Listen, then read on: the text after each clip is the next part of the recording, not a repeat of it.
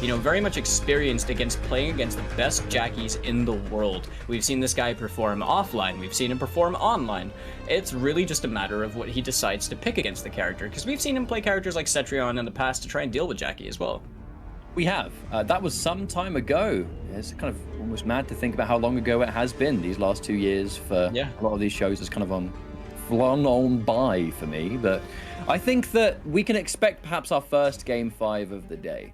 I know it's been very one-sided up until this point, but that could definitely change now with 2 players that are likely, or at least have the capability to take this entire tournament. The original But it's going to be 2 different kind of styles, I think. ArnKratos known for being, I would say, the most impressive defensive player that we have in the scene, and it mostly comes down to his flawless blocks. This guy's flawless blocks are unbelievable, but we now have these 2 players. These 2 characters here. This Shang Tsung, oh, the Ermac lift again.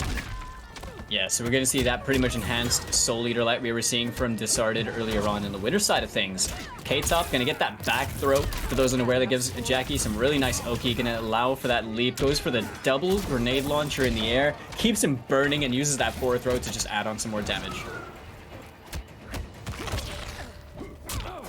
Okay, whoa! The whiff punish with the 4-3 right there on the standing 4. Okay, air to air from K-Top this time. He's going to set down the flame carpet as well. We're seeing that back roll for ArnKratos, but he gets clipped on the way down from that jump in. And K-Top going to take round number 1. Round 2.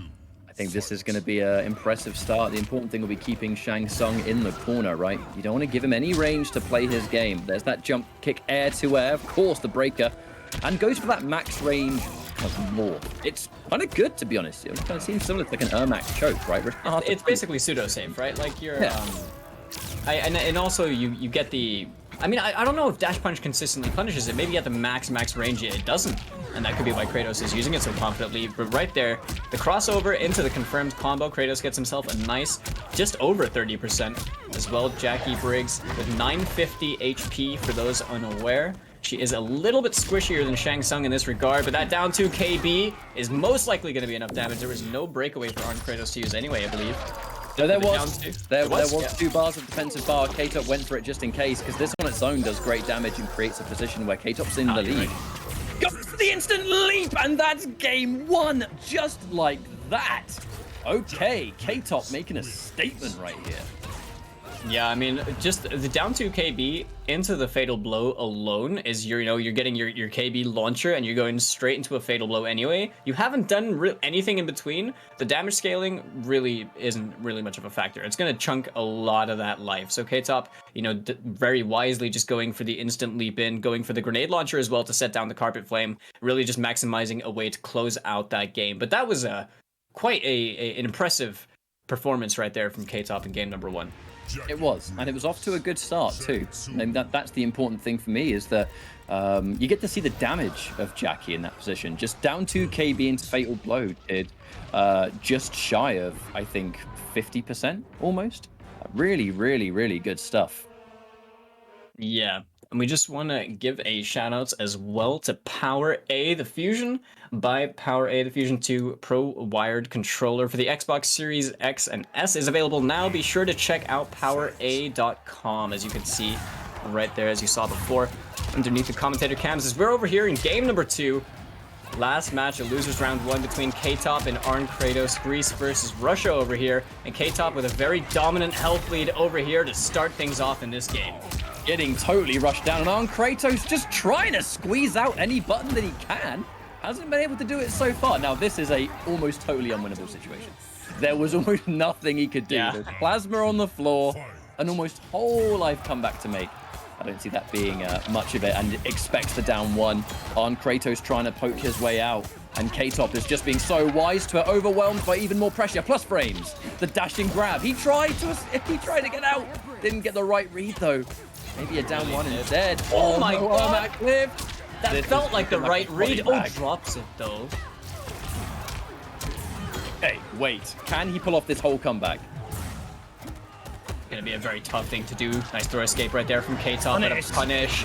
See how he walked forwards a tiny bit as well to get that punish. Oh, I like that. Soft reset into the forward throw. Build back a tiny bit of life. It is going to help him against the damage over time. Oh! And he sticks a foot in it. He sticks a foot in it and he pays the ultimate price as another win just like that. I think, honestly, Falcon, I've blinked and missed it. K-Top is now 2 games up. That was... I feel like K-Top was already playing aggressively in game number 1, but game number 2, man, that really did end very fast right there. K-Top is just maximizing the damage output that he's getting with every successful hit. Arn seems to be making, like, you know, good reads like the Ermac lift and stuff like that, but they just haven't worked out for him, and kind of just looks a little bit lost at the moment. It's rare that you see ArnKratos look that confused. This is a matchup he has played time and time again. I think with the speed of how those 2 games have gone, clearly the defensive options that ArnKratos is going for, some of them are quite read focused.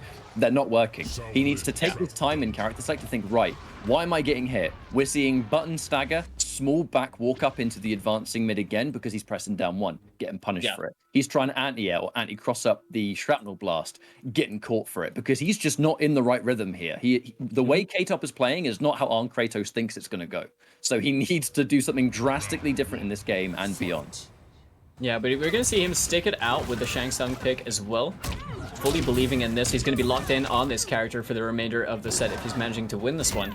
But the dash punch is going to get blocked. I like how he baited that with the little walk forwards as well. But right here, ArnKratos is going to end in that slide. The one that discarded did not rock earlier on in favor of the reptile slide instead. But that jump in is going to be huge for him. This should be a pretty free first round the way things are currently going. There's that low, the dash in, the micro duck, perfect reads, and okay. He's making these kind of hard reads. They didn't work in the first 2 games, but now they're kind of different to what they were before. So now K-Top has to figure out, right, why did that happen? Oh, the double! That was just ArnKratos, not expecting him to spend all of his bar there.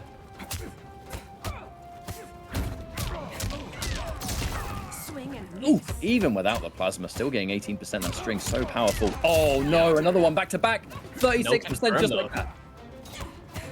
Really was. The forward 1-2 gonna get blocked over here. The 1-1-2 fully. ArnKratos trying to poke his way back out. He's gonna fight his way out the corner. A great anti-air over there for himself. Confirms into the Ermac lift as well. Gets the extension. 30% pretty much right there for him. And Kratos now shimmies K-Top in the corner. K-Top on the defensive at the moment as Kratos might actually put himself... Oh, just about. I thought he was gonna put himself out of Fatal Blow territory with the health back.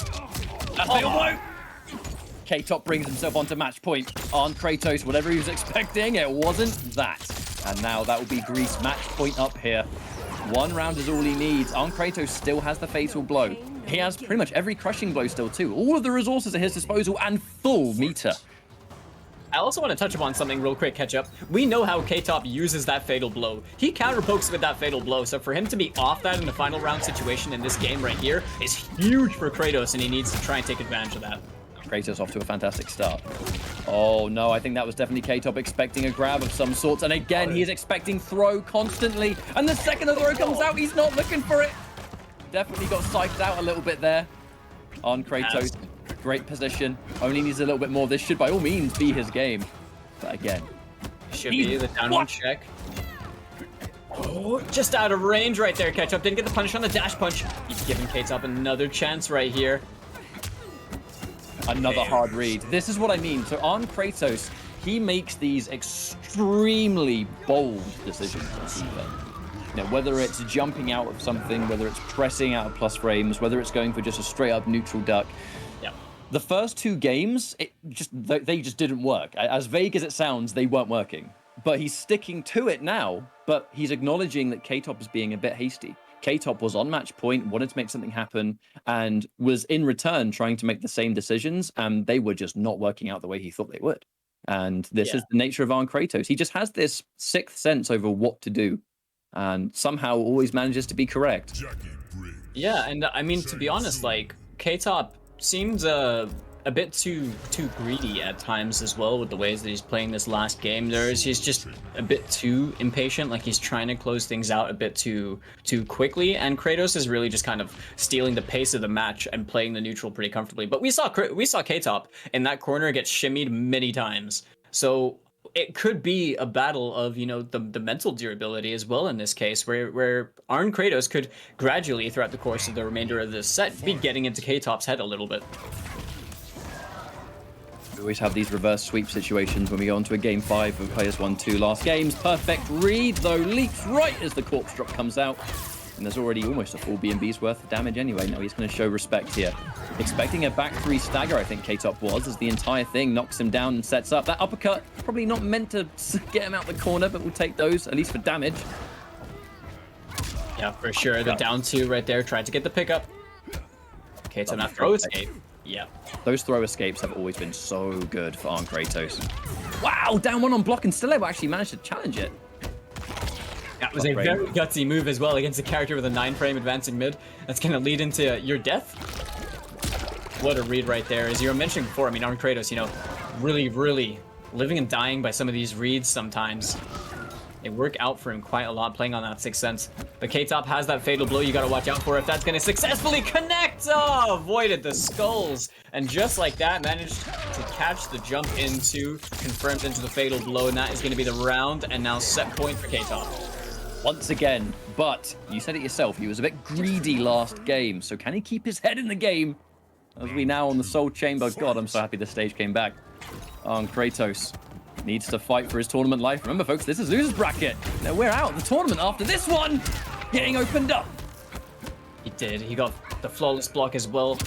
K-Top managed to find the hit. The down 2, checking him on the way in. Back 1 as well for the overhead. Gets the Oki, but a challenge this time from Kratos. Drops the confirm. Oh, again, looks for the anti-air, but this is Shang Tsung's jump kick we're talking about. It is so good. Another down 2. It's just uppercut city right now. K-Top refusing to deal with the 1-1 or the throw, just opts to go for the down 2 instead. Empty leap. Doesn't have meter to direct it. But now we go for the double blast, the triple blast. That one was unsafe, but K-Top just making the right choice. Empty. Now there should be. Does he spend fatal blow? Yes, he does. He needs to stabilize. He has to give himself something here. He's got to give himself a little bit of breathing room, a little bit of time to potentially think and process the next step over here. But in all honesty, it would be silly of him not to have spent that over there. The most damage he's going to get out right now. Oh, the forward 2 into the super kick. And Kratos, oh my god, catch up. Revenge is a dish best served cold. And K-Top, I gotta say, that would have been, I think, a friendship. I recognize it. Oh, I can hear it. No, that's a fatality. That's a fatality. Unfortunately, there we go. For the nature of this matchup and the fact that there was clearly some beef, I didn't want to point out the variation name, but there was definitely something weird going on. Not appropriate for EVO, but K-Top able to get that win means that a message has been sent.